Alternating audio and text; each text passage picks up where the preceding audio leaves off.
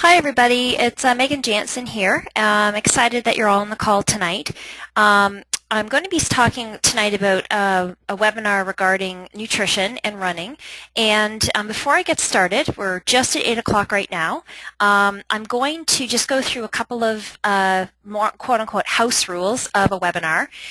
You're going to see on your screen a panel, and you're going to see a question box, and I think you might see a chat box as well.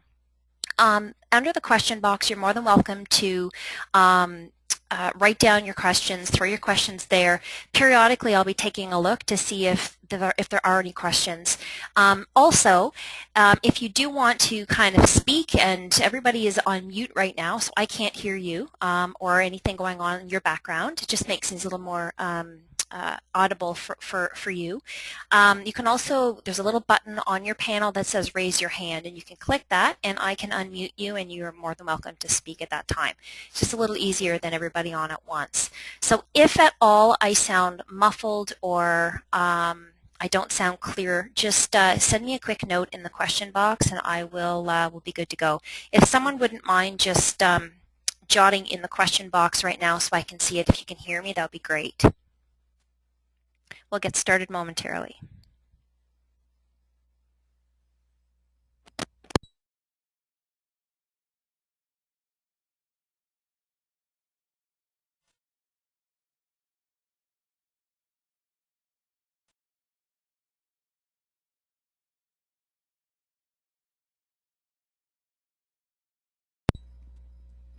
Okay, thanks everyone for letting me know you can hear me. That's great news. So we're going to get started. Those of you whom I haven't met face-to-face yet, my name is Megan Jansen. I'm part of Runner's Choice as of last fall.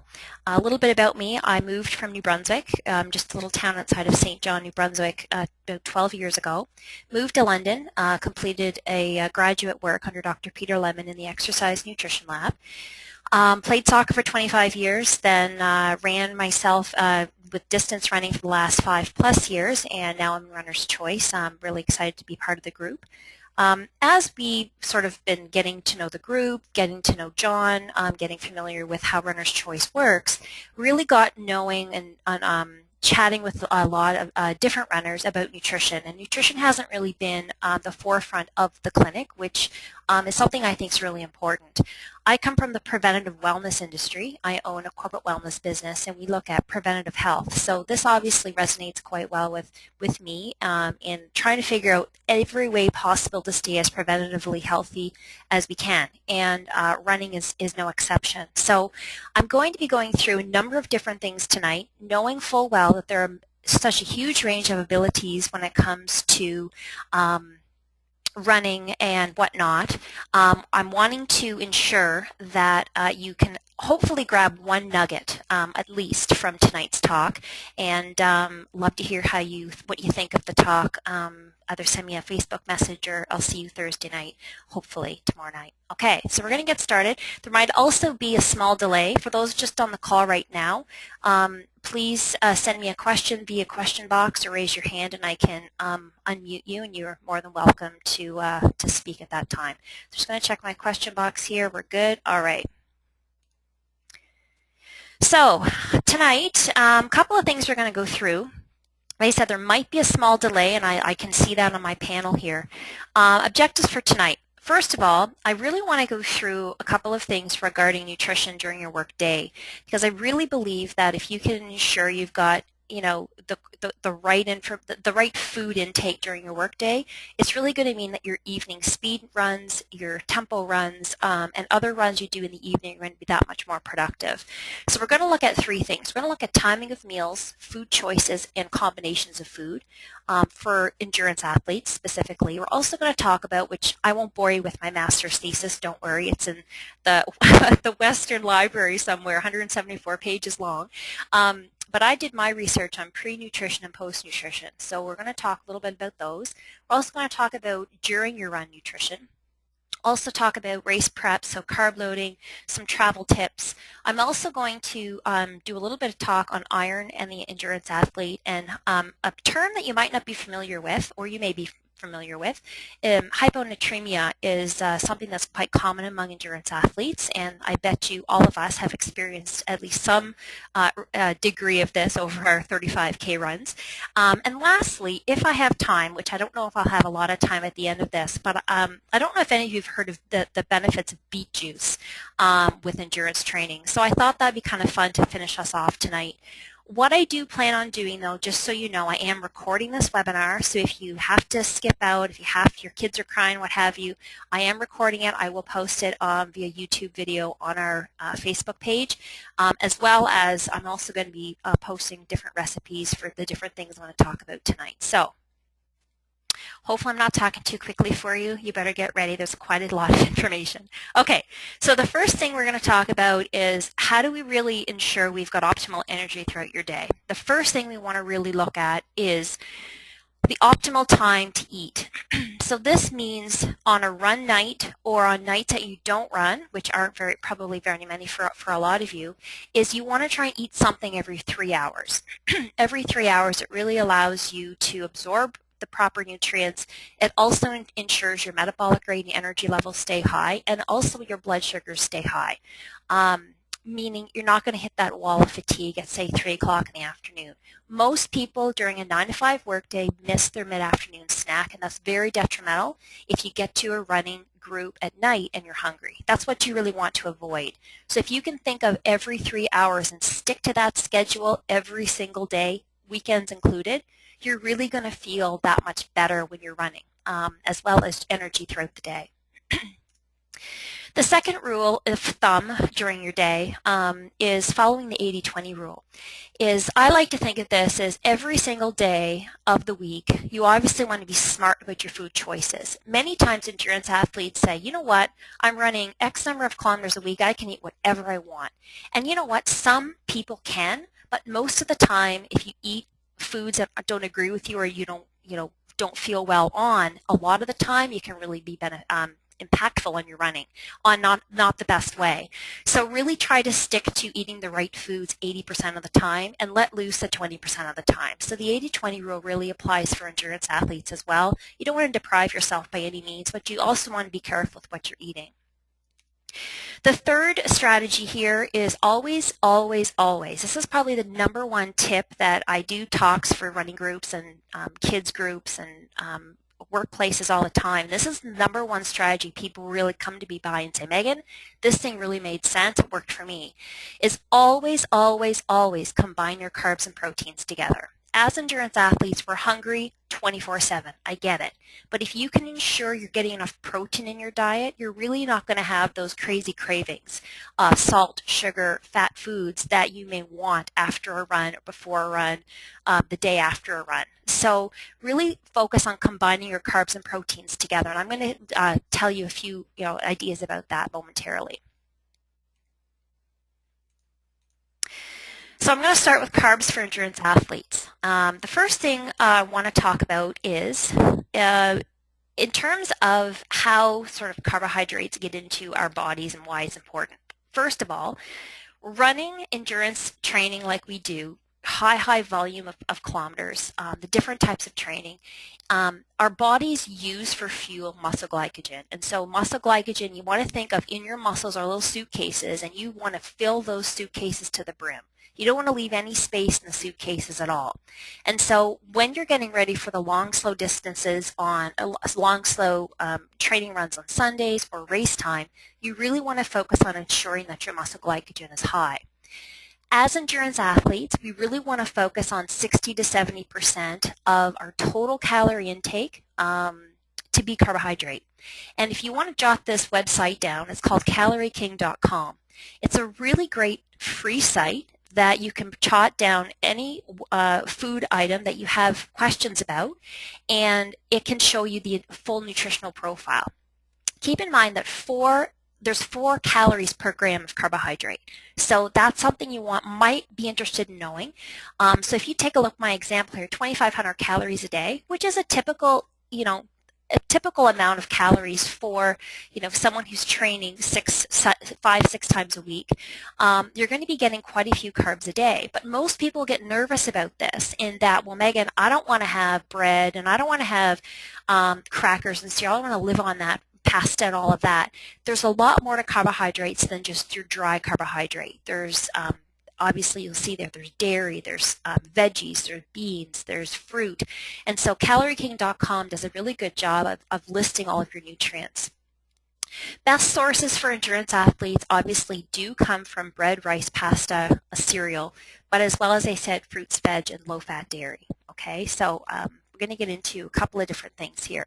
Now, I think Jenny had the question on Facebook about, Megan, what are the most sort of the good carbs, bad carbs? And when it comes to endurance athletes, and actually this rule goes for anybody, is that's the glycemic response of the carbohydrate. So kind of the rule of thumb you want to think of is typically, not all the time, but typically foods that are higher in sugar are typically higher glycemic, which means they get into the bloodstream very quickly and it's pulled out of the bloodstream just as quickly. So the problem with that is your 3 o'clock slump in the middle of your day. If you were to go and have, a very high sugar, high glycemic carbohydrate lunch, like a pasta meal, with not much protein or fiber in it, you're really going to feel hungry not too long after. So the objective is to really eat the high glycemic sugar type carbohydrates less often. So things like honey, jam, syrup, I've got them here, high sugar cereals, some refined flour ideas. On a food label, if you want to take a look at your food labels, 8 grams of sugar is typically sort of the breaking point when it comes to high versus low glycemic. So obviously there are exceptions, but just as a general rule, take a look at food labels about that. Better sources of protein, better sources of carbohydrates, to eat are the lower glycemic. So those types of carbohydrates typically have fiber and protein in them. I've got Quaker Oats here, Kashi GoLean. Those are examples of lower glycemic carbohydrate cereals versus Frosted Flakes or Lucky Charms or those types of foods that are very high sugar. So with the fiber and protein, it actually gets into the bloodstream a little more slowly, and it can keep you feeling more full for a longer period of time. Looking on a food label, if you can look for 4 to 5 grams of fiber and 3 to 4 grams of protein. Now, obviously, I'm talking about carbohydrates only, not protein like tuna, fish, chicken. This is something, again, just a little bit of a rule of thumb for you. So, protein. Another really important macronutrient for endurance athletes, obviously needed for growth and repair. Your protein is actually broken down during exercise and repairs and recovery. So these are something, again, we really want to be focused on as endurance athletes, that we're getting enough of them. During a run, if our suitcases, quote unquote, our suitcases in our muscle bellies are full, so your muscle glycogen is high, the muscle fibers won't really contribute too much energy, which is what we want. We don't want to break muscle down in order to use the energy. So when our muscle glycogen's high, so we're feeling good, we're in a run, our muscles aren't getting too tired, we're only really pulling about 5% of energy from our muscle bellies. However, when we hit the time when our glycogen is low, I'll get into that momentarily, protein does have to be used for energy. And unfortunately, it is expensive and inefficient for this to happen, where the muscles are actually contributing a little bit more energy than they should be. So how much? Those of you on the call who are interested in knowing in terms of how many grams per pound of body weight, I'm going to summarize all this at the end, by the way, so if you're writing frantically, don't worry about it. It's roughly 0.6 grams per pound of body weight. So there are, again, examples here. About a 150-pound athlete need about 90 grams of protein. So, from the get-go, you're thinking, oh my gosh, Megan, that's a lot of protein for an endurance athlete. Well, it adds up. Look at here. We've got 3 ounces of fish, pork, or chicken, 21 grams of protein, beans, cheese, peanut butter, milk, whole grains. Again, there's a lot of protein in a lot of different foods that we probably are eating very well. So a couple of things about vegans, though, and vegetarian athletes, is that there are also grams of protein, and those of us who do have a plant-based diet and who do kind of bring in meat and eggs and milks and whatnot into it as well, is vegetables have great sources of protein. Hemp, Hemp seeds or hemp hearts, they're found at any of the natural food stores as well as Superstore has them, most grocery stores have them, and Costco has a big bag of them. They come in an orange bag. They're really handy to put in your smoothies, on top of your oatmeal in the morning, on top of yogurt. I know my kids love it on top of yogurt. Hemp hearts is what it's called. Very, very, very high in protein, and it's an extremely beneficial omega fat, which I'll get into momentarily. There's some soy milk, almond milk, nut butter. Quinoa is probably the master grain out there. A cup is going to give you 9 grams. So quinoa is a little quinoa salad as a side with your fish or chicken, or on its own for vegan, vegetarian athletes, again, with some beans is a really great option.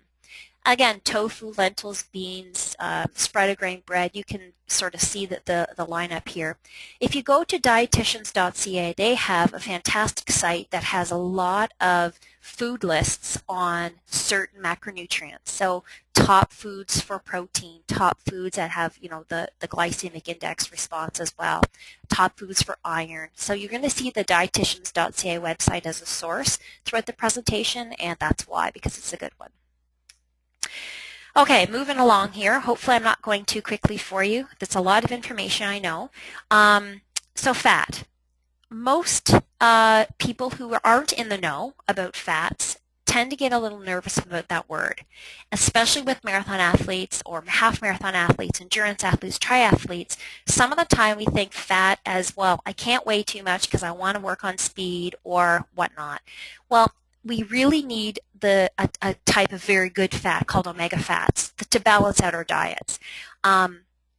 Even though muscle glycogen is the #1 source that our bodies use in a run, it's much preferred over fat. Fat takes a long time to break down, and it takes too long. So the fat stores really don't get involved too much until later on in a run.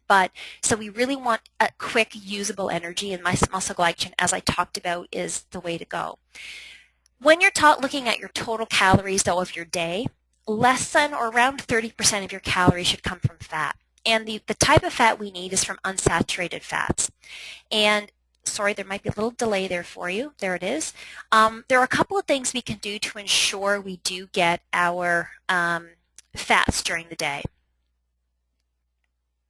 Oh, Meredith, did I spell it wrong? Okay, I will fix that. Thank you. I spelled dietitians.ca wrong, but I will fix that. Thank you. I just checked the question box here. So a couple of things you want to do, and I read this really great book. It's called The Hormone Diet from Dr. Natasha Turner. She's a naturopath in Toronto.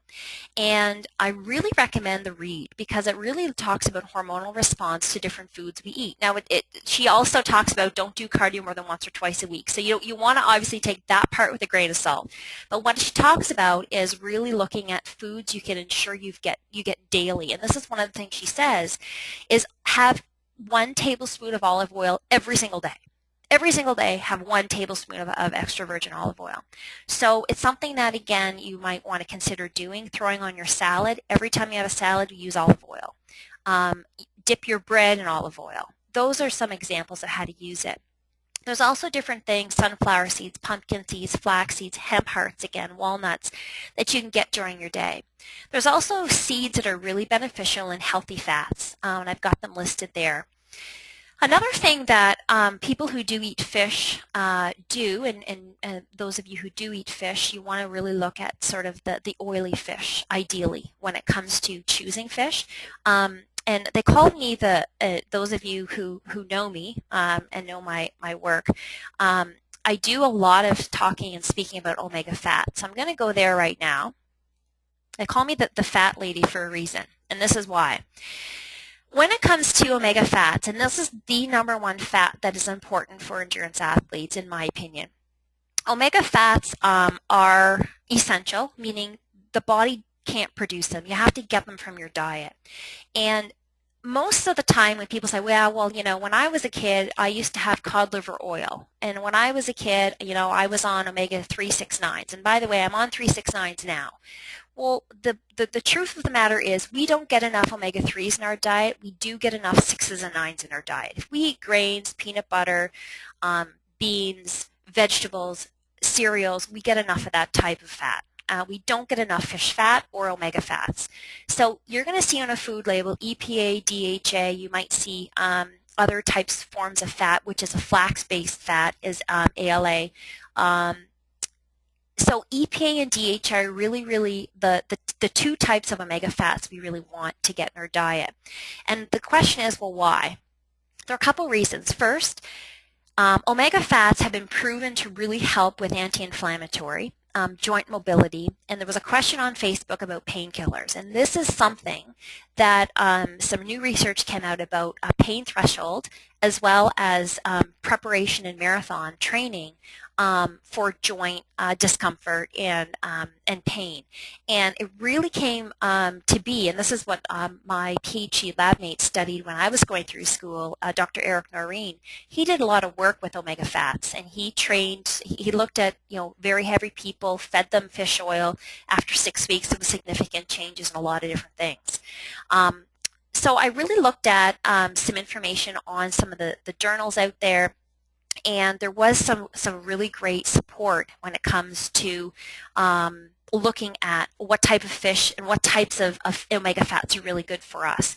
So a couple of things here. Number one is what to look for in a food label. So when I threw these pictures up here, you're going to see at the very top, if you can see it on your screen, I've got the Weber Naturals, the omega-3, and you're going to see the EPA 400, DHA 200. There was some research done by the University of Pittsburgh that looked at how much omega-3 do we need in our diet as endurance athletes. And it was actually a medical doctor who practiced there. He was an Ironman. He did a lot of research in it, and he looked at the most effective ratio is about 400 to 200 EPA DHA. So around 1,200 milligrams on the food label is what you want to look for. The other thing you want to look for on the food label is MEG-3, which you'll see there on the top on that purple. You'll see MEG-3. That's a purification symbol. So if you have a fish oil at home, you want to make sure that there is something on there that says purified or purification symbol or free of PCBs, mercury, what have you. Now, the one below there, the Kirkland signature, we looked at in the lab a few different brands of omega fats, and of course you're going to pay for the fats up, that are concentrated, better quality, higher priced, etc. You're also going to find ones that you might find at the grocery store, Shoppers, Walmart, that aren't as good. But the Costco brand is actually a decently kind of middle-of-the-road fish oil that is decently absorbed. And there is a 1,200 milligram. This is the one I take, the Kirkland brand. And it's 1,200 milligrams a day.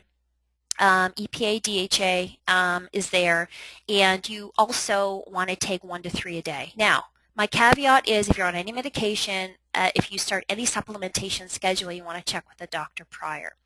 The other piece is if some people complain, well, Megan, I get fish burps, and I take them and I burp up fish. Why is that? Well, some of the time, the jelly type tablets, capsules, are soft when you eat them, sometimes with or without food. Obviously you want to take them with food, ideally, is they'll break apart in the stomach and it causes you to burp fish, which sounds kind of gross. So if you wanted to find an enteric coated, ENTERIC, it has a harder shell. When you swallow it, it actually breaks down in your small intestine, so it does not cause that fish burp. So that's an option for you.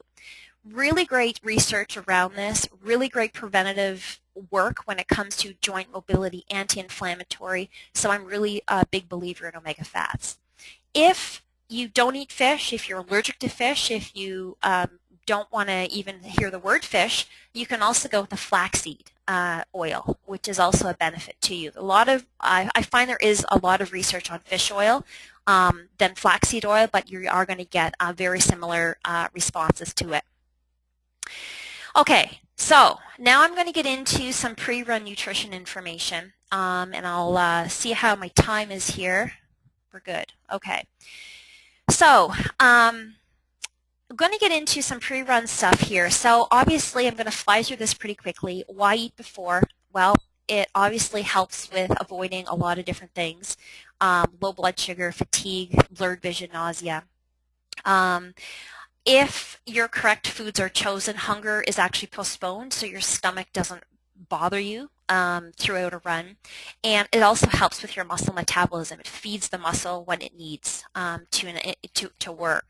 So everybody is individual. As I kind of get into this piece of the talk tonight, is everybody is individual. So obviously what works for me might not work for Bernie, might not work for Jenny, might not work for Heather, might not work for Meredith. So obviously what works for you, you want to keep. If you're still struggling pre-nutrition, eating pre-run and not sure why, you're having stomach issues, you're hitting a wall, you're getting woozy at 13 miles or what have you, you just might not be timing your meals properly. So you want to make sure that you are eating something before you run. The rule of thumb, although it's individual, is anywhere between 1 and 3 hours pre-run. Okay, now some people have to get up, if you're running at 7 or 8 o'clock in the morning on Sunday, have to get up 3 hours before, wake themselves up, eat, and get it completely out of their gut before they start. Me, on the other hand, if I'm running at 8, I'm eating at 7. So my metabolism works differently than others, so my gut empties more quickly, okay, and it doesn't bother me as much. If you have something to think about though too is your body has available stores. So if you do have your glycogen stores full in your muscles to use, you actually have the available stores up to 2 hours of running or continuous exercise. What you do beforehand can be real impactful, obviously, with what you're going to run with. So let's take a look at a couple of other things here. So here I've got 6 tips for us about pre-run. So the first one, I talked a little bit earlier about good carb, bad carb, which there's really no good carbs and bad carbs, and everything is in moderation. But when it comes to endurance athletes, and this is sort of talking pre-run, we really want to focus on low to moderate glycemic carb choices. So foods that we don't want too much sugar first thing. And so ideas, oatmeal, bananas, dried fruit, yogurt, milk, seeds, those types of things. So what can happen is sometimes during a run you can get hungry, or your gut can actually become upset. And so what happens typically at that point, if you're hungry during your workout, it means that you actually probably consume too much sugar either the day before or the morning of. And so an example would be oatmeal with tons of brown sugar on it, or having mini wheats or raisin bran or a cereal like that you think is healthy, but it does have a lot of extra sugar in it. So again, looking at that 8-gram rule, you want to look at that when it comes to if you're hungry during a run. If you're not hungry during a run and you're feeling great, then ignore what I just said. If it works for you, it works for you. Most people, if they get too much sugar in the morning, they're hungry during the run. Or if they get hungry halfway through a run and they didn't have a lot of sugar in the morning, then it could just be that type of cereal or oatmeal or bagel that just it kind of metabolized too quickly. So really looking at prolonging, that shouldn't say prolonging hunger, you should say prolonging satiety, so feeling full for a longer period of time and sustaining energy. You want to make sure your sugars are lower. So having oatmeal in the morning, instead of brown sugar, throw on some cinnamon, throw on some flax seeds, throw on some walnuts, put a scoop of protein powder in, and that is going to make it last longer for you. So again, if you're one that gets hungry halfway through, try something like that. Add some protein into your morning, lower the sugar, and you may see a difference. A couple other things here is you want to limit your high-fat foods and high-fiber foods if you have gut issues. So if you're one that has to find a porta potty at certain time frames during your run, some of that is just because, obviously, the motion of us running. Other times it just might be because you had too much fiber the day before or the day of. So it takes longer for those foods to digest, which can cause some nausea. Look for lower fiber cereals, breads, pastas. Take the skin off fruit. Those are examples of lowering the fiber. Take the skin off of a baked potato if fiber bothers you. So de-skin some of your fruits and vegetables. That'll help. And also reduce some fat. So instead of peanut butter, go with an almond butter. Almond butter is a little more of an unsaturated fat. Sometimes peanut butter, depending on the type you get, is a little higher in the saturated fat and sugar. So just an example of some ideas with that. Number 3, pre-nutrition. Be careful about sugar. I just talked about that. I read an article that talked about, if someone has some sugar type food, and if you have it between 15 and 120 minutes before a run, you can still feel it. If you do rely on a sugar fix, like say you want, which isn't always recommended, but if it works for you, then it works for you, is having a gel before you run. Having it about 5 minutes beforehand is a better option because it's not going to get through your system as well. It's going to be used quite readily. So if you do have to focus on sugar, it's not recommended by any means, but if you have to do something, then do it just before you go. Okay. Next thing here is you obviously want to allow adequate digestion time. And this is going to be very individual. 3 to 4 hours for a large meal, 2 to 3 hours for a smaller meal, 1 to 2 hours for a liquid meal, less than an hour for a banana or something like that if you need to. This would come into play on race day if you're waiting around for the hour in between the bus dropping us off and porta potty and what have you. Having a small snack available and having it about 45 minutes or so beforehand, if that works for you, that's an idea of a small snack for that time frame. You want to make sure that you're not racing out the door. I know that there are some commuters with the group, and you don't want to be racing out the door, going by Tim Hortons, going into the drive-thru, bagel and cream cheese and a coffee, and trying to get that digested within a 45-minute drive to London. You really, really, really want to make this a priority in order to feel good for your entire run. So really focus on doing the right things pre-run. Experiment. If you have gut issues with solid foods, try liquid. So things like shakes, protein shakes, even if you have to go with, and some of you might feel your gut wrenching right now, but an Ensure or a Boost, those types of kind of nutrient-dense drinks may work for you. Again, it's an option. Trying it well before a race day is something you want to do.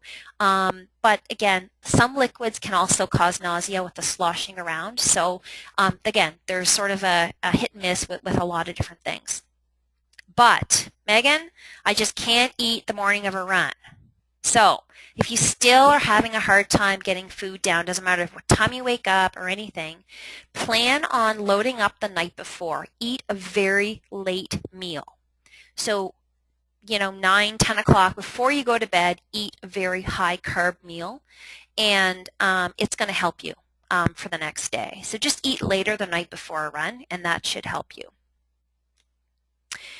A couple of ideas for specifically your long, slow runs on Sundays is sticking to that low to moderate glycemic food intake, glycemic carbohydrates, excuse me. So cereal, toast and bagel, bars, rice dishes, baked potatoes, obviously not in the morning, but the night before, pasta with sauce. Really watch the Alfredo sauce. I was interesting to know I forget when, it might have been last Thursday night when John was asking about pasta dinners. And obviously didn't want to throw my hand up yet, but pasta doesn't work for everybody. So it's tough, and I kind of laugh and chuckle when this big carb-loading pasta meal is the night before. You should have been, we'll talk about carb loading tonight, but carb loading happens 2 to 3 days before. The night before, you don't want to overstuff yourself. So you really want to stop your carb loading 12 hours before you run. So again, it was just an example of a chuckle I had to myself.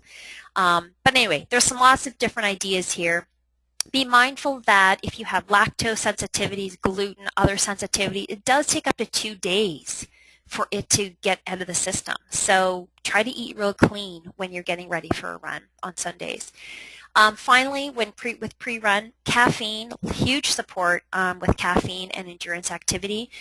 You can train at a higher heart rate. You can also be more intense when you're training endurance-wise. And there's a lowered pain threshold with caffeine. So if you like your coffee, having a coffee before you run is not a bad idea. We did quite a bit of research in our lab about that too. It's quite interesting. Okay. All right. So now I'm going to talk a little bit about the different types of workouts we do and some ideas on what to do when sort of we're getting ready for these types of runs. So, speed night, Tuesday nights. Number one thing, and I forget who it was, someone said, yeah, I'm kind of hungry tonight. And I thought, oh gosh, this track run is not going to be good if you're hungry. So you don't want to show up hungry to any training run, specifically speed night. So if it's a 6 o'clock start at Gibbons, the suggestion would be eating something small between 4 and 5 p.m. So you want to stick with that low to medium glycemic carb with some protein. So the one that I really like, now I have a gluten allergy, so my husband does this before his triathlon training. He has just a tortilla shell with peanut butter and a banana, and he rolls it up, and that's his pre-workout meal, and it works like a charm for him. May not for everybody, but it works for him. Also, some oatmeal-based cookies or oatmeal-based protein bars. I'm going to have recipes for both on Facebook later for the group. But if, again, you're having a hard time with solids and you're really not feeling well during a speed workout, then go with a protein carb shake and have a little bit of liquid at least. After you work out, you have a 30-minute window. I don't know if any of you read my posts back about kind of liquid versus food after workout. You've got a 30-minute window after a workout to start the repair process. So if you're sore for 2 and 3 days after a speed workout, you're not recovering properly, meaning you're not ideally kind of providing yourself with what you need after workout. So right after your workout, really have a post shake and then eat after if you need it. 7 o'clock starts a little later. You can start to eat a little bit because you're probably after your lunch and then you'll have a mid-afternoon snack. You're probably going to be a little hungry between 4 and 5. So or 5 even. Have a normal dinner. If you can have it digest fast enough, if your gut empties fast enough and metabolizes the food fast enough to give you what you need, have a nice combination of your carbs, proteins, and fats. And then right after, go for a shake, okay, or a great protein shake. Tempo night. So if a 6 o'clock start, again, look at about a decent sized meal. Carb, protein, fat combination between 3 and 4 p.m. It's, again, a nice combination of those 3 types of macronutrients for us. And then immediately after, go for a shake. Now, my caveat here is if you are commuting and you don't have a shake on you, or if it takes you a while to get home, chocolate milk is another great option right after a workout. It has a great ratio of carb to protein. That's why chocolate milk is really beneficial. And you'll see Good Life has different posters up and different things, commercials out there about chocolate milk as a refuel, and it's really is the truth. We did quite a bit of looking at that in our lab as well with post-exercise nutrition. So there was also a question, I know I'm flying through this, everyone, and hopefully you're still with me and not falling asleep yet. Peak training nutrition tips, obviously with the amount we're doing and as John kind of gets us up to our high volume training and then taper a bit and then back up again and taper a bit, you really want to focus on, and any triathletes on the call tonight, you really want to stick to your schedule. Eat every 3 hours. You might need to eat a little more frequently. Hydration is important. Really focus on carb protein together. Pack enough food for your work. Muffins, protein bars, snack bars, fruit, dried fruit, veggies, hummus, whatever you can fit into your lunch pail, go for it. Never, ever, ever, if at all possible, allow yourself to get hungry at all. Don't skip your meals because that's really going to be key. And if we are and I tend to stick to 1 to 2 protein shakes a day. If I'm training, if I'm not running, I'll have 1 shake a day. But if you do need better recovery and extra calories, having a couple shakes a day is not a bad idea. A couple of protein carb snacks. I'll just not necessarily going to take too much time to talk about these, but I make these non-baked protein bars that I have as a small snack before a speed workout, or if I'm running late and I can't get something in me as a meal. This is a great option, and those who are in peak training blocks and periodization, different training, high volume, you can go with this: 2 cups of oats, 5 cups of protein powder, 1/4 cup ground flax seeds, 1/4 cup to 1/2 cup, depending on how sticky you want it, of almond butter, 1/2 cup of chopped nuts, and 1/2 cup of water. Mix it all together. line an 8x8 pan with plastic wrap, put it in there, put it in the freezer for an hour, and then put it in your fridge. Really, really, really great combination, remember, of carb, protein, fat. So it's a really, really handy thing to have on hand. I have a pan of these in my fridge all the time. I also have a really good homemade oatmeal flax cookie recipe that's dairy-free, gluten-free that I'll post as well. Okay. Now we're going to get into a bit of iron. So a couple of things about iron. Body has basically an amount of stored iron, and 2/3 of it is used in hemoglobin, which is a protein that helps carry oxygen to the cells. The rest is stored elsewhere. The idea with iron is the more we can maintain our stores, our baseline stores, the better we can perform. And there can be iron deficiencies, and people who are at risk are female endurance athletes and male and female vegetarian athletes. So if you are finding yourself, I know there's a runner in particular I'm thinking of whom I've spoken to about this, about noticing subpar performance, tougher recovery, fatigue, frequent injury, illness, and it turned out to be iron deficiency. Obviously, the thing with iron is you just don't want to start supplementing with something because you think it's what you need. You really need to get tested as well as talk to your doctor about it. So I'm by no means telling you to go out and get an iron supplement by any means. However, when it comes to if you know that you're prone to having iron issues or you have had iron issues in the past, and you're looking at sort of trying to build up your stores again, you want to look at about a 6 to 8 week window before your large volume training, or do this off season to sort of get your stores back up. But focus on foods that are high in iron. And again, I think I spelt this wrong again. The dietitians.ca can really help with some ideas that are high in iron.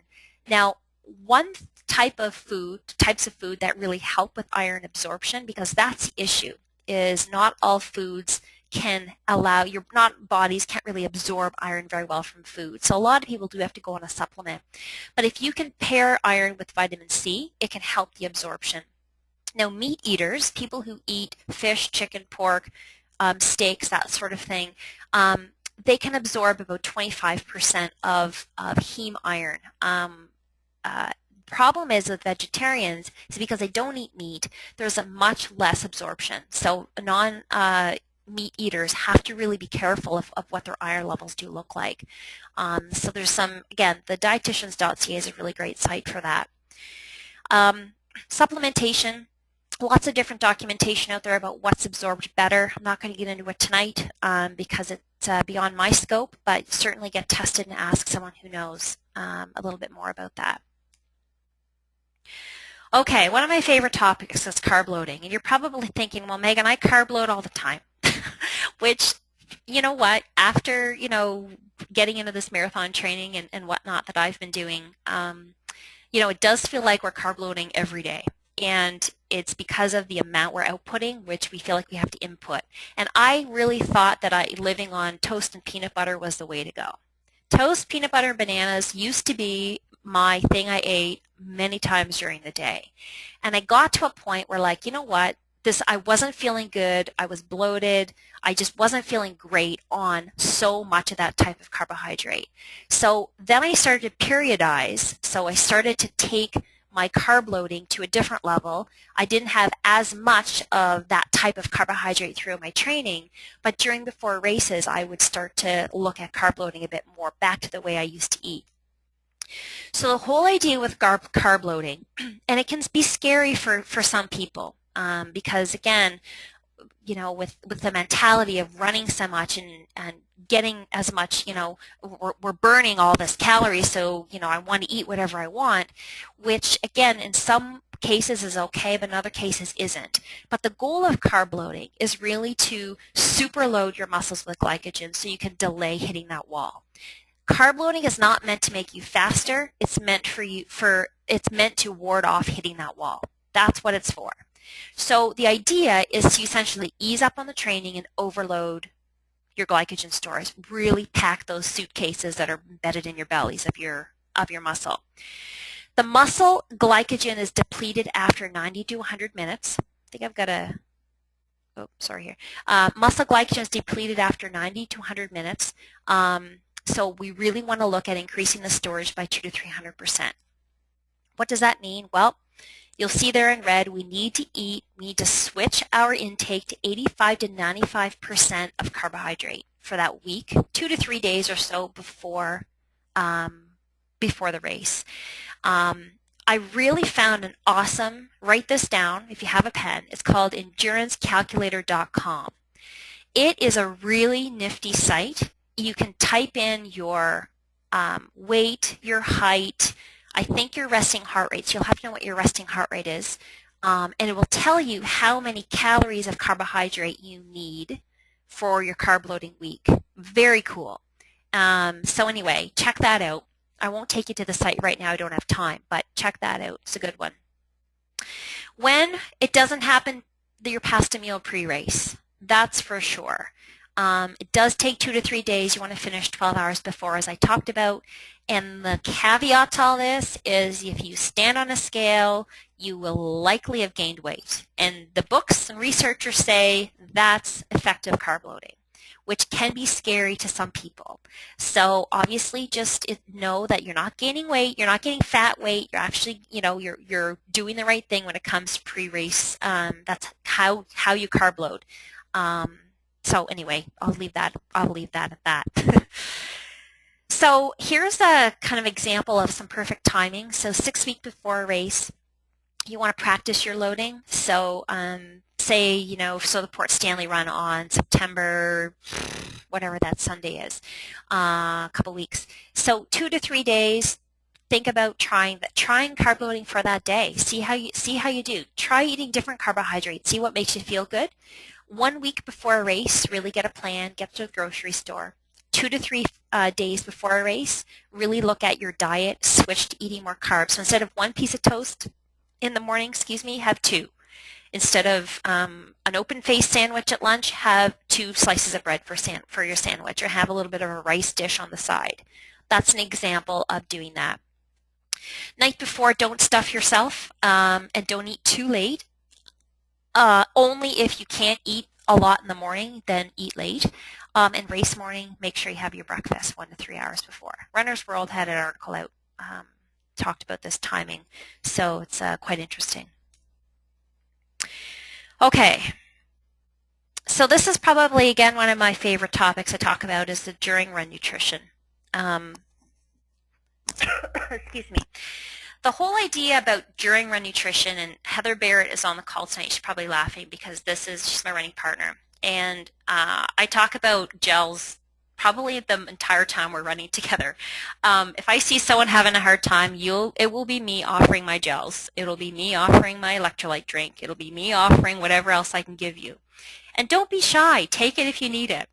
But the whole idea between this during run nutrition is really to prevent hitting that wall. But going a step further, really looking at preventing the depletion completely of your glycogen energy stores. If you wait too long to supplement, you can run into a lot of different problems. And I'll get into some of those problems in a bit. But really your muscle glycogen is used up about 90 minutes if you're going at a half marathon pace. And if you're at a marathon pace, it's gone in 2 hours. So the Journal of Athletics and Training in 2011 came up with that. So it was quite interesting. So when it comes down to it, how does it work? Well, remember that the body relies on your muscle glycogen for energy. Quick acting energy. In your suitcases in your muscles, that they open up the suitcases, they use all the glycogen up. The thing is when your glycogen is all used up, it's quite the process to get from your mouth into your stomach, into the small intestine, all the way through, absorbed through your wall, and into the muscle belly. It takes too long. So what the idea is with the gels is you actually can supplement because it's a high glycemic carbohydrate. It gets into the bloodstream very quickly. It gets to the brain very quickly. And some of the time, your brain just needs a little bit of a wake-me-up from the carb. If you find yourself thinking to yourself, oh man, I'm getting tired, my legs are starting to feel heavy, that's an indication. As soon as you tell yourself that once, you need to gel, or I would suggest you gel. or do something. Because if you wait too long, you're going to start to get nauseous. You're not going to want to eat. You're not going to want to gel. And that's where a lot of athletes get into some problems. So the brain uses this glucose that's floating around your blood. It does not have time to get to the muscle belly, some of it. Some of it will, some of it won't. But your brain really does benefit from it. And nothing's harder than the mental aspect of half and full marathons. So if you can really have your brain focused on getting nourishment, it's really going to be beneficial for your overall run. So symptoms of waiting too long, and this is what prompted me to say, John, I think I can help. Do you mind if I do this? And he said, go for it. I started to see as we were getting higher in our volume training, people were just not feeling well. Sick, dehydrated, crawling back on the grass, head between their knees. And my question to people is, if you were to take every single long run you've done, put an X beside the ones you crapped out on, and a check mark by the ones you felt really good on, which column is more? And I'm hoping that after tonight, from here on out, you're going to have better runs, the longer runs. So again, severe thirst, it doesn't matter how much you drink, you can't quench your thirst. Lead legs or muscle fatigue, goosebumps, headache, nausea, hallucinations I've heard of, just sheer absolute fatigue, like you just want to fall on the ground and crumble. There's others probably, but these are symptoms of just waiting too long to supplement. So the best timing tips, you want to obviously get up to a point where you know your where your threshold is and what timing works best for you. It may come at the aid stations, it may come before. So you just want to be sure with what you're looking for. Bernie has a question. Can you use too many gels during a marathon run? I'm going to get into that, Bernie, in 1 second. I think. Just give me 1 second here. No, I'll answer that right now. Bernie and everybody else wondering that question, your stomach actually will shunt or slow down digestion. I think I'm going to get into this actually in a second. It's going to have an impact on those of you who don't metabolize the sugar well in your stomach. For some people, they can gel in a full marathon, 4 gels, no problem. Some people will only get through 1 maybe. So can you gel too much? I don't think the answer is yes or no. I think it comes down to strictly individual. What works for you? If you find yourself bonking out at certain time frames during your race and you are not sure why, try gelling and that will probably help. If you are, running and you're not feeling so well but you just gelled, then you might have a harder time digesting the sugar. So there are different ways you can do that, and I'm going to get into a couple more strategies in a minute. Okay, Meredith has a question. Do you recommend loading up on water the night before long runs to be as hydrated as possible for the next morning? I'm going to talk about the hyponatremia right now, Meredith, so give me 1 second about that. Okay, so this is where it comes down to the water intoxication, and this is an interesting or sort of a scary thing that can happen, whereby essentially you just drink, focusing in on water consumption and nothing else. So this, and Heather's probably laughing her tail off right now. This is what I get so frustrated about, is that people are relying only on the water stops. In Gibbons Park, Saturn Park, Museum, Pump House, the first ounce of electrolyte beverage is Southdale Bowler, which, again, looking at the preventative side of wellness and preventative side of staying with it during a run, you really want to look at practicing, supplementing, drinking an electrolyte beverage throughout your entire run. Because your digestion does shut off or is halted for the first half of your run, that's when you want to get your supplements in. The second half of your run is when sometimes people get sick because their digestion is completely shut off. So if you're not used to the sugar in your digestive tract dealing with it, it can cause gut issues. So again, even though it's individual, I read this somewhere in an article that if you don't supplement properly for the first half, the second half you're screwed in blatant terms. So again, looking at that is really important. So this particular condition, and as I said, we probably have all seen or felt this, is that the salt in our blood is so important to keep at a certain concentration that if we douse it with water only, an example would be you take a cup of salt water, you dump out half, and then you pour plain water in. The water's all diluted. The salt is diluted throughout that volume of water. Well, that happens in our blood, we're really in trouble. So when we're running, water is not enough. There was this Nestle commercial last summer or the summer before, and the soccer player runs off the field. Mommy, Mommy, I'm thirsty. I just sweat. I need something to drink. She hands her this water and says, you just sweat water. Here, replenish it with water. Well, no, I almost went through the TV screen. So obviously there's something to be said about really looking at your salt, how much you sweat, how salty your skin is after a workout, and that's going to be a good indicator for you. Some symptoms: disorientation, muscle cramps, slurred speech, confusion. If you're running with someone who's having an example of hallucinations, or I was running with someone and we were talking about, they thought, at a previous run, they thought it was a really hot day. Some of you were probably running that day. I think it was a year or two ago. And they thought they saw water stops, but there weren't water stops. And this would be an example of potentially this condition. So drinking water alone when you're in this state actually makes the condition worse. So it's not something you want to get into. What to do? I can't stress it enough about your electrolytes. You need to drink them. Gatorade, Powerade, Eload, there's others probably out there. I love our Stops Deport because they've got everything we need. Salty foods is something there. The pretzels that they have out, really great things to have. You want to stay on a hydration and supplementing schedule throughout your run. You want to know how it is for you. That's really important. A good indicator is if you can weigh yourself before and after a run. And if you can drink a sodium-containing drink after to make up the difference, that's going to get your electrolytes back up. I mean, the same thing goes with if you're sick, diarrhea, vomiting for a period of time. In between getting sick or after you're sick, having Gatorade or some sodium or electrolyte type beverage is really beneficial to get your stores back up. Same premise here. Think about the stress we're under for when we're running 30, 35, 42 kilometers, and just imagine. I mean, your body's going through so many different stresses is that it needs the electrolytes for sure. Couple things else you can do is increase your salt intake a few days before a long run. So that's something you can also try.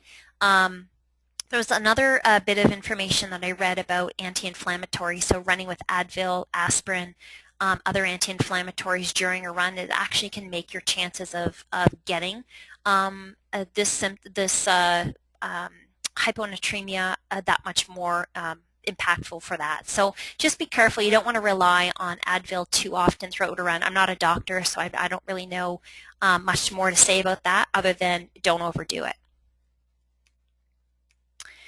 So when to supplement with gels. Gels the consistency of gels is very beneficial for us. Actually, wait, before I go there, just a second. Hold on. One more thing about the electrolyte beverages is Powerade, Gatorade at the strongest concentration. So if you go to the gas station and buy a jar of it, or a bottle of it and drink it down, that's the right concentration to get into your blood. Some people do have a hard time kind of getting Powerade or Gatorade down full strength, so some people like to water it down, which is, again, it's an option for you. You can also buy the tins of Gatorade powder. They've got them at different stores. Whenever my husband finds them, they're usually at Walmart or No Frills or somewhere else. Sometimes it's hit and miss, but they have got these jars of Gatorade that you can use. And again, use the strength that you want. Obviously, the closer you can get to the concentration of the Gatorade Powerade mixture concentration, the better it is for your overall chances of not getting these symptoms. So I just want to make mention of that. Okay. 1 second, I see a question. What about Coke? I'm going to get there. David, I'm going to get there.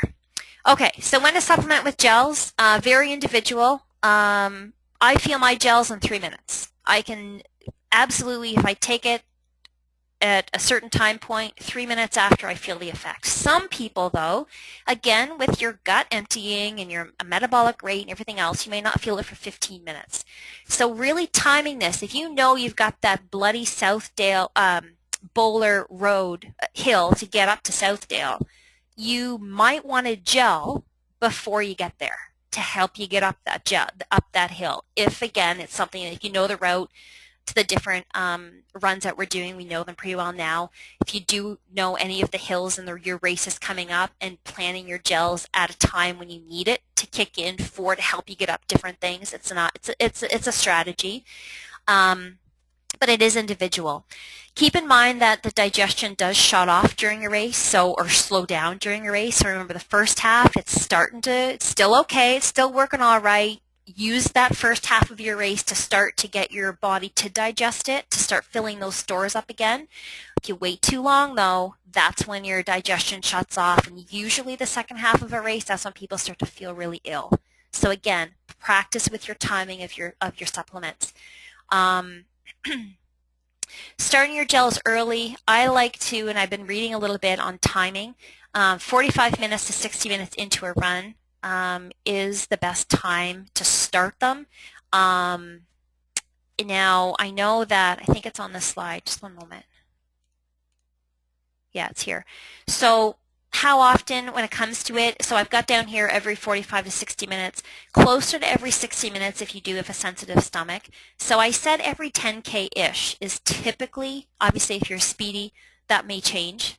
You might need them a little bit less frequently, a little bit more frequently. But realize that your digestive tract can be trained, and you can train it to digest the food you need it to. So practice it, obviously, your gel or supplement of choice. If you still have stomach issues, which some of you do, which I've talked to, have a quarter of the pack every 20 minutes. So in an hour, you'll at least have the gel in there. It is better, quote unquote, obviously if your stomach can handle the full gel at once, but if you can't, then get in as much as you can when you can, okay? And only follow it with water. Don't follow it with Gatorade, Powerade, or Coke, because your stomach has that much more sugar to digest. So chase it with water. Okay, so having a little vial of water on your belt, for the examples of this, that's sort of an emergency vial is something you might want to do. Okay, I'm going to hit the Coke thing in a second. Bernie, will gels be effective in the last half of a marathon? Absolutely. Absolutely effective last half of the marathon. If you can get them in there, start gelling at 10K, and every 10K after that, you'll absolutely feel the difference.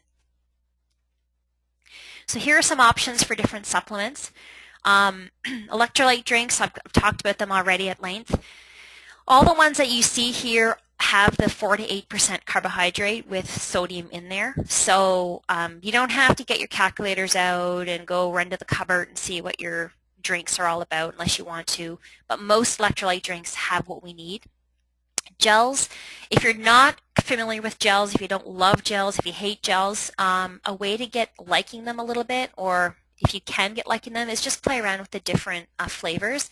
I started with gels and I matched it to my Gatorade, and that's how I got into them myself. I started with Goo. Now I'm on the Cliff Shots, the raspberry, but I know there's different flavors, different consistencies people like. There's also gels, remember, caffeine versus no caffeine. Caffeine is extremely beneficial for endurance athletes, as I talked about earlier, but there are also, I can drink coffee, but I can't have caffeine in a gel. I'm finding in the bathroom. So again, your body's going to react to different things a little differently. Blocks, Cliff Blocks is one. I talked about this on Facebook. I think someone was asking about salt supplements, and I found these to be very effective. You take 3 at a time. That's the serving. If you can't, you just take 1 when you want to, but obviously the bolus, the more you can get in at one time, the better, if you can handle it, because it's that concentration that's really important. There's 3 times sodium, and it's a Cliff Block. It's margarita flavor. I don't think it's at Runner's Choice. They do sell them at Multisport on Warncliffe and Southdale in that little plaza. We're beside Herms Sport, right in there.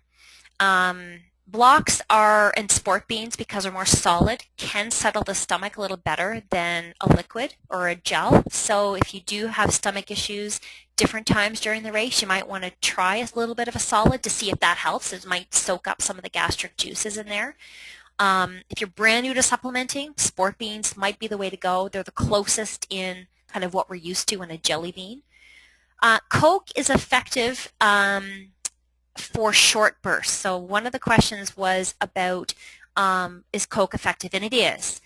I would recommend having your Coke the last half to last quarter of your race to get you through the hump of sort of that. Everyone has a period of a race where you're just dog tired.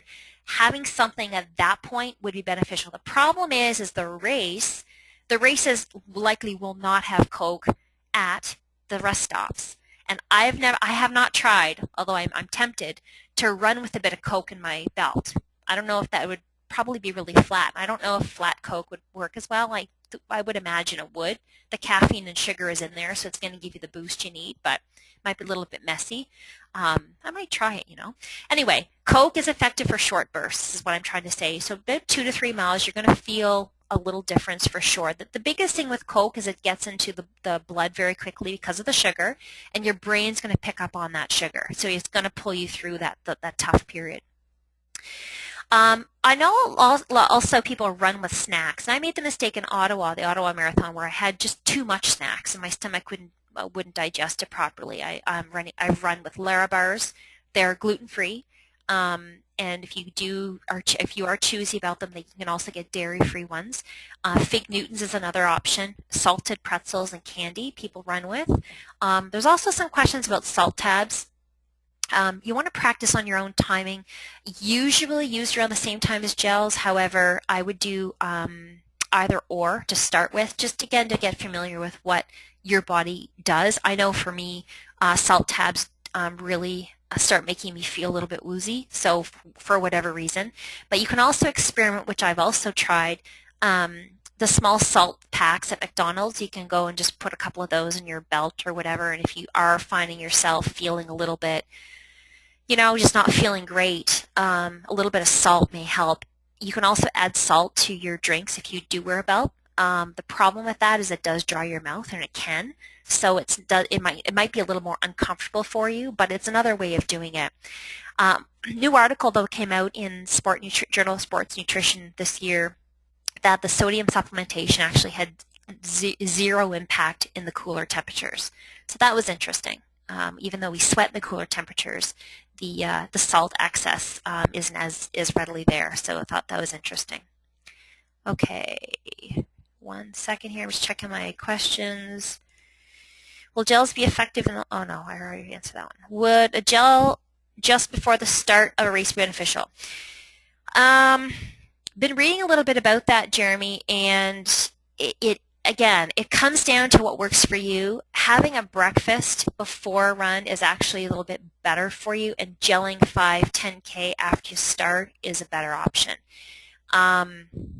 But again, a lot of the gels on the back of the label say take 15 minutes before you run and every however many long after. So again, it does come down to what works for you.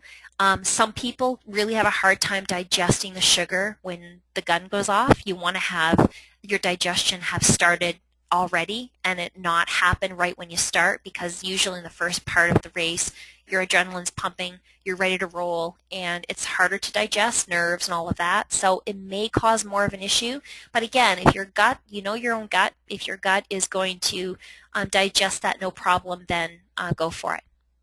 But again, it's going to try both ways and see what works. Okay.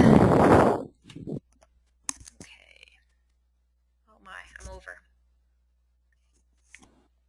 If you have to go, you have to go. I'm going to continue though. So how do you feel after you run? After speed, after tempo? I know some people hurt for days after speed workout. Hopefully you're not one of them. If you are, there are some things we can do post-run, and I promise it won't be too much longer. certainly respect your time tonight. So in terms of post-run nutrition, the goals of post-run nutrition is obviously to replace everything you've lost and restore your balance again. And the idea with post-run nutrition, this becomes really, really, really important when we're running back-to-back nights and wanting to feel recovered enough to get the most out of your workout the next workout. So it's really important to really look at how you feel, how you recover, how well you recover, how you feel your next run. Are you tired? Are your legs heavy?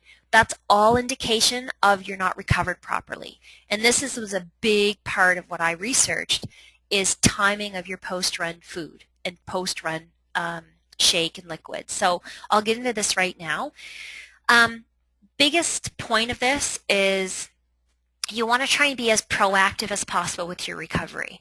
So, you know, after a long run, you want to, you know, I have seen some of you, you know, grabbing your shake, grabbing your other things. I have also seen some of you with your cooler of beer, which is totally fine.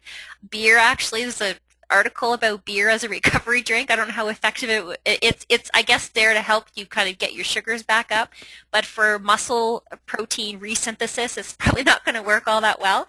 But anyway, Journal of Strength and Conditioning threw out a journal article about post-exercise carbohydrate and protein supplementation. Yeah, right, Bernie. Beer, I know. Post-exercise carb and protein supplementation, improving your repair and synthesis. So obviously the research is there.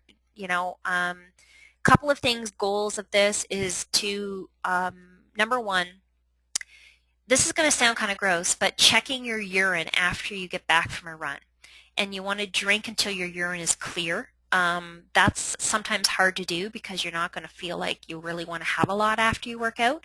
But having doing that and seeing if you can get your urine clear is just it's a sign that you're getting yourself rehydrated. Also, restoring muscle damage. Blood is pumping about 2 hours post-exercise, so your muscles are absolutely primed, ready to rock and roll when it comes to building those muscle fibers up again. So 30 minutes after you're done your workout, that window is the best time to start the process. Damaged muscles, the glycogen can't store in damaged muscles for the next run. We did a runner's boot camp tonight at Gibbons Park, and all of us, there's 4 of us that are in the group that do this, we were all beat from last night's speed workout. So none of us were as recovered as we wanted to be. Mind you, the workout was tough tonight, but the damaged muscles, remember, aren't going to last you long. If we had to do another run tonight, it would not have been good. Avoid alcohol for at least 24 hours post, which now, the Corning trip, we're not going. A few of us are doing the Toronto run, so I'm sure there'll be celebrations after the race. Go for it. Obviously, you want to enjoy yourselves as well. I'm talking about your training runs. Watch how much you do drink because it'll cause, there's a lot of blood flow to the injured muscle, and you want to try and feed it with the most possible nourishment as possible. Recovery shake or chocolate milk, go for it. 3-to-1 ratio in chocolate milk, so it's a really good option for you. So Good, the chocolate soy milk is also a good option for you. Protein shakes, there's a couple of different types. Whey isolate, which whey isolate is actually way more easily digestible. And there's also less lactose in whey isolate. So Spartan Nutrition, GNC, Costco, Quartermaster, they all have various brands. There's also a really good vegan protein powder that I take from Quartermaster. It's vanilla bean. It's really good. It's made with hemp, pea, bean, and chia seeds. So really, really great protein, plant-based protein. Obviously, whenever you need an extra boost, I sometimes have one for breakfast. You can also, if you're in sort of that peak training volume, snack, say you do a yoga workout in the afternoons from work, or you go to a cycle class and you run at night. Hopefully you're not doing too much of that because doubling up on workouts is tough, but really focus on your recovery. Really important to do that.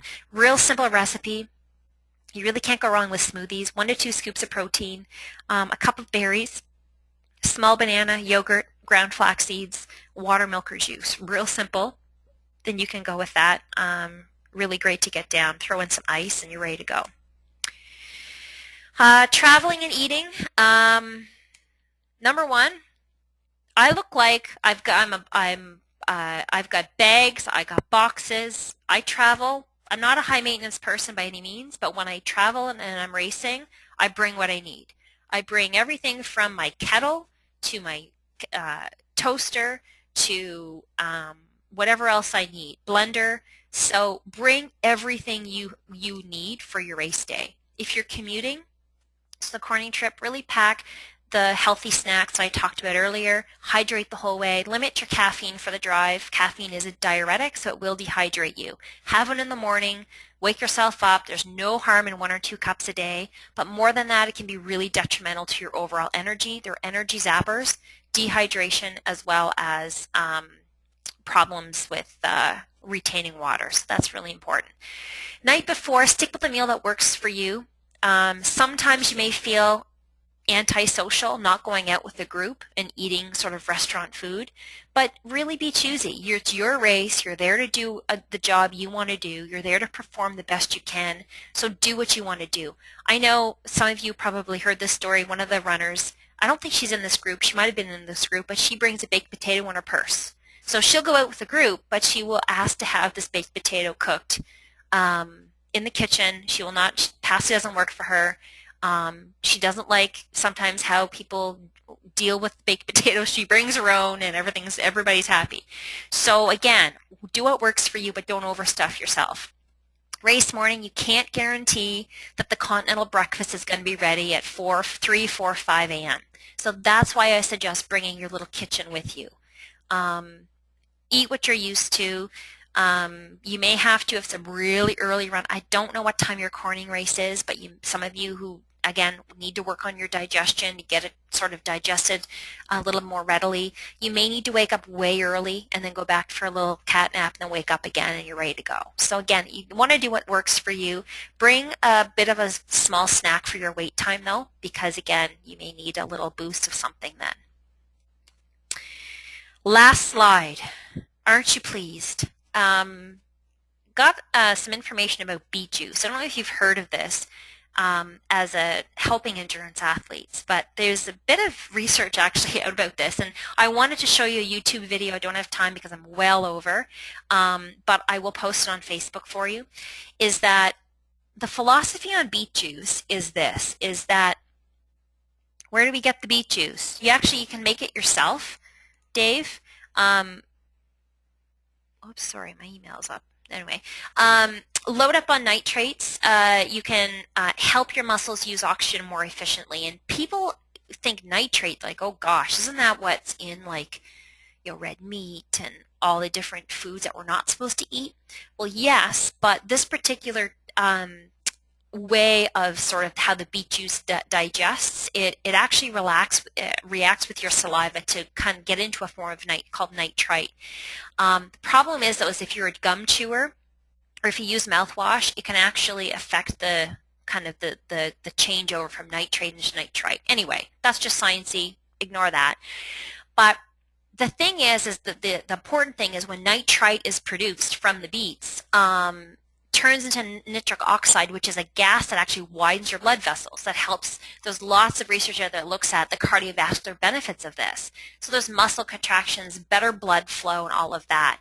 There's also, though, nitrates. I know! There's also nitrates in root vegetables. Spinach, carrots, and turnips have very high nitrate counts. So obviously if you're eating those types of foods are very beneficial for you. Another reason why you want to eat your vegetables, of course, but that's something that I thought was quite interesting. So here is the data.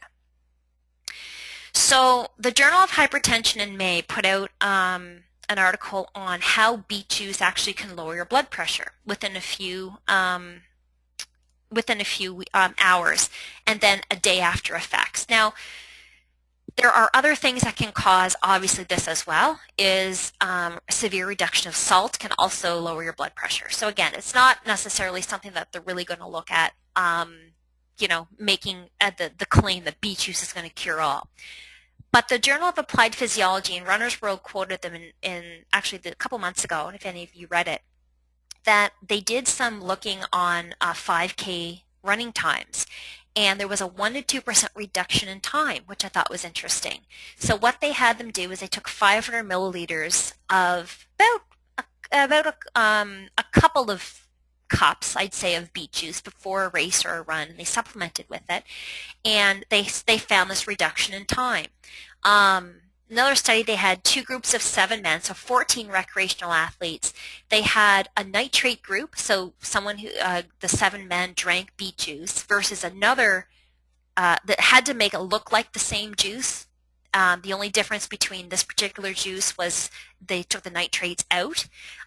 There was a 4.2% improvement with beet juice. Go figure.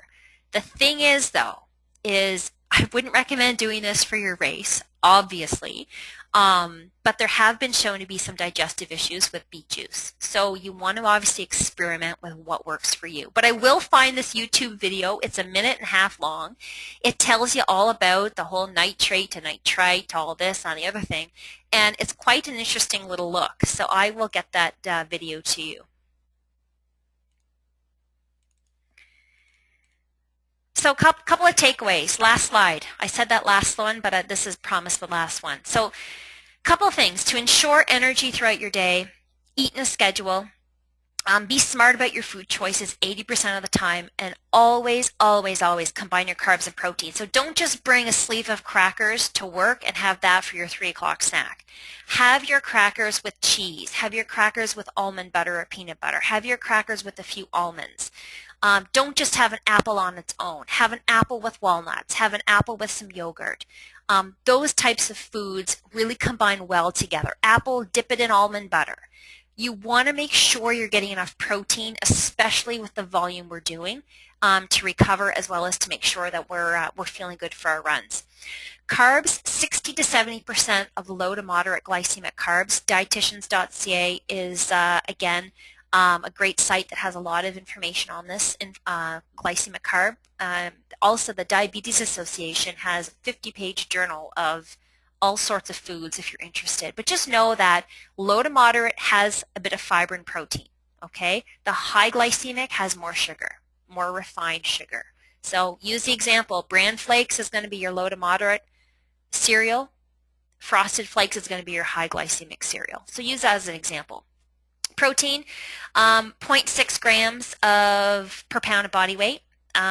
Again, it's going to look like a lot of protein, but remember there's protein in everything we eat, so it does add up quickly. Fats, hugely, hugely, hugely important, getting your omega fats in.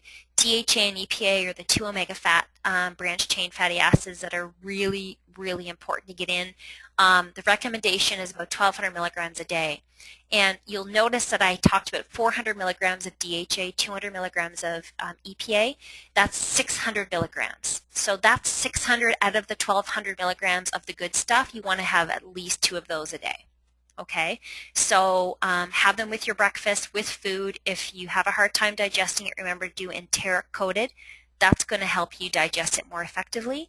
The recommendation for between 1.1 and 1.6 grams a day for health benefits. We need a little bit on the higher end of that, so keep that in mind.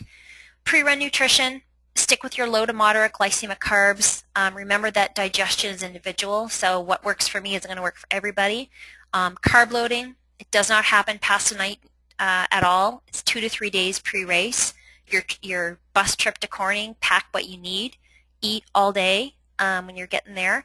If you're really into calculating it, 4 grams of carb per pound of body weight for those 2 to 3 days is going to feel like you're eating a lot.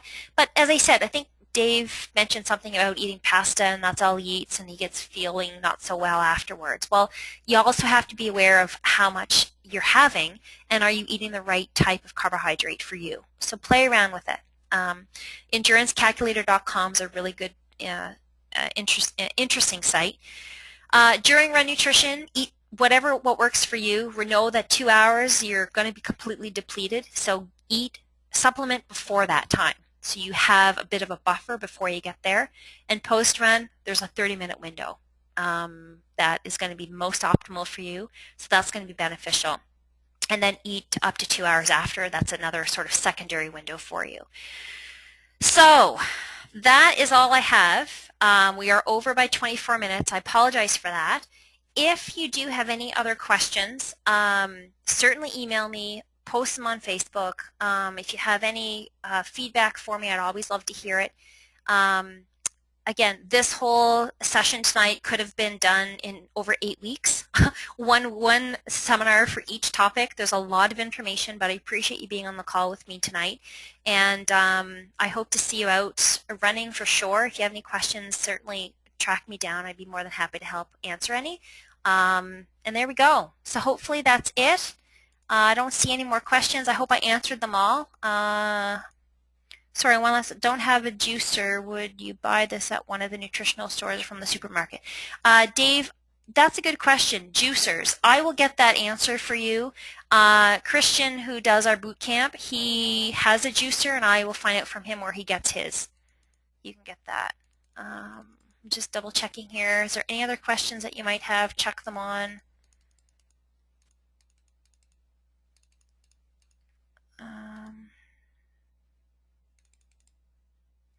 No hands up. Okay, that's good. Oh, there is a hand up. Hi, Sonia.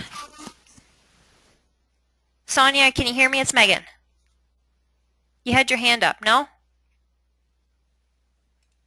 Okay. No answer. Okay. So if you do have any questions, check them down there. I'm just double checking to make sure I answered them all for you. What's the downside to caffeine in gels? Good question, Joe. You know what? There's really no downside to caffeine at all. It all comes down to how you digest it. Sorry if I wasn't clear with that one. My personal preference is gelling without caffeine, but some people really like the caffeine boost it gives. So if it works for you, it's actually quite beneficial for you. I just can't, for some reason, I just can't seem to digest the caffeine very well. So that was just a personal thing. Anything else?